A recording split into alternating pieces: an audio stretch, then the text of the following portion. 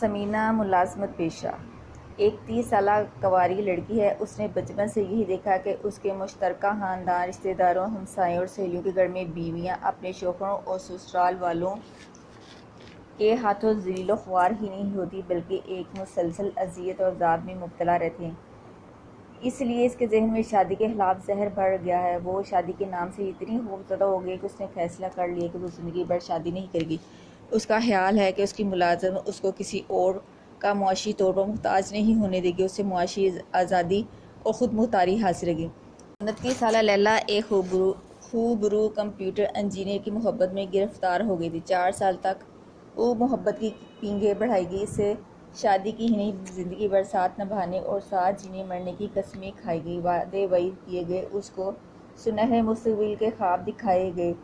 ان خوابوں کی تعبیر تو کیا ملتی۔ وہ خوبرو انجینئر ایک شب چکنی چپڑی باتوں میں لگا کر اس کی سب سے قیمتی متاع لوٹ کر اس کو بتائے بغیر جرمنی چلا گیا۔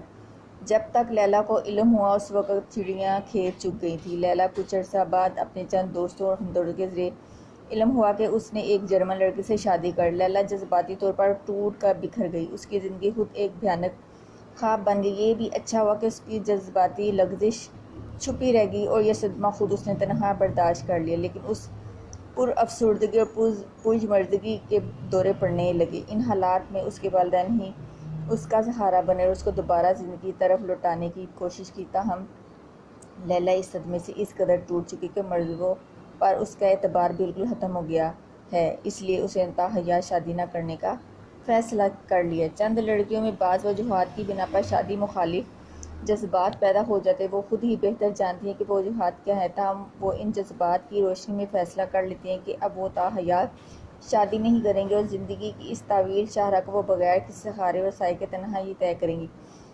اس کی وجہ یہ بھی شاید ہو کہ جب ان کی شادی کی مناسب ترین عمر تھی 16 تا 22 سال، اس وقت کوئی رشتہ انہیں یا ان کے والدین یا خاندان کے دیگر افراد کو پسند نہیں آتا تھا۔ اس وقت ان کی پرواز چھوٹ گئی، ٹرین مس ہو گئی۔ اب تو اتنی عمر تک تنہا رہتے رہتے وہ تنہائی کی عادی ہو گئی ہیں اور وہ اب کسی ایک شخص کے ساتھ خود شادی کو بندھن میں باندھ کر اپنی آزادی اور اپنی اختیار کا سودا نہیں کرنا چاہتی ہوں گی۔ وہ شاید اب کسی دباؤ میں نہیں رہنا چاہتی ہوں گی یا کچھ اور وجوہات بھی ہو سکتی ہیں۔ وہ اپنی زندگی تنہا گزارنے کا ہنر سیکھ جاتی ہیں اور وہ زندگی کو اپنے طریقے سے زندگی گزارتی اور اس کے مزے لوٹتی اور اس سے لطف اندوز ہوتی ہیں۔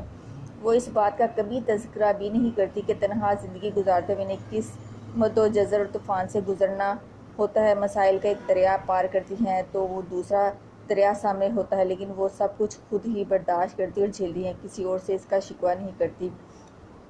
ایک خاص عمر تک پہنچتے کچھ لڑکیاں کسی مناسب بڑھ کا اب بھی انتظار کر رہی ہوتی ہیں، لیکن زیادہ تر لڑکیاں تنہا اور آزاد رہنا پسند کرتی ہیں کیونکہ وہ کسی ایک مرد کی غلام بن کر نہیں رہنا چاہتی۔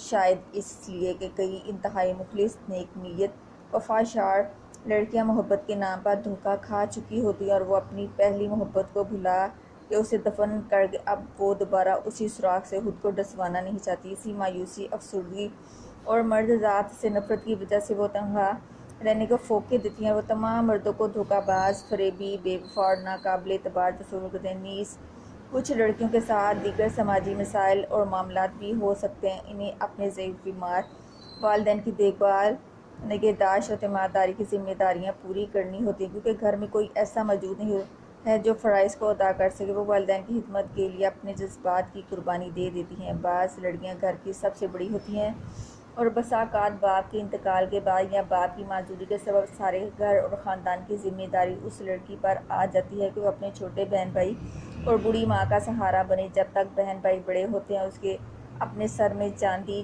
جھلکنے لگتی ہے۔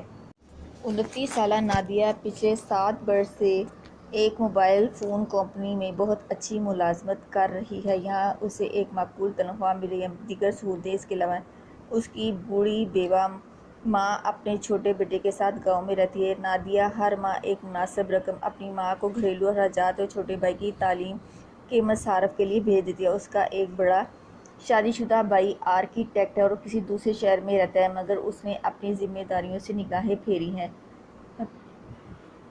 اور گھر کا سارا بوجھ نادیہ کے کندھوں پر ہے۔ جب تک اس کے چھوٹے بھائی کی تعلیم مکمل نہیں ہوتی ہے اور وہ اپنے پاؤں پر کھڑا نہیں ہو جاتا، وہ اپنی شادی کے بارے میں سوچ بھی نہیں سکتی جب تک یہ وقت آئے گا اس کی عمر 30 سے تجاوز کر جائے گی اور پھر وہ تنہا ہی رہ جائے گی۔ اس کی سہیلی ریشم نے اسے مشورہ دیا کہ وہ ابھی سے اپنی شادی کے لیے اخبار میں اشتہار دے یا انٹرنیٹ پر تلاش رشتہ کی ویب سائٹ پر کوئی مناسب رشتہ تلاش کرے، شاید کوئی ایسا معقول اور سمجھدار رشتہ اسے مل ہی جائے جو اس کے مسئلے کو سمجھ کر اسے اپنے خاندان کی سرپرستی سے نہ روکے۔